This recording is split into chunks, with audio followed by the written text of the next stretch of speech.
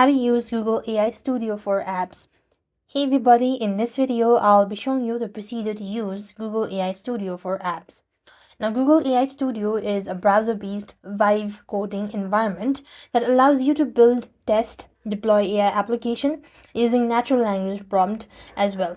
So basically you could go ahead or you can generate a functional application directly within the platform by describing what you want.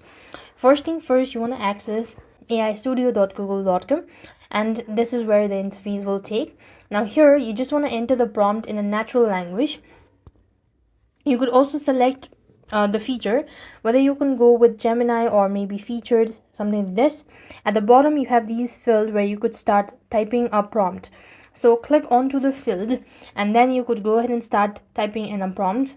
So what you could do is to type in a prompt, you could see, or just hit the enter button.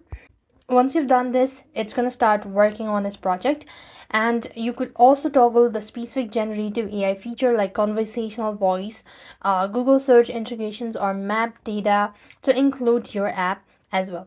So this is how you will be able to use Google AI Studio for apps. I hope the video was helpful.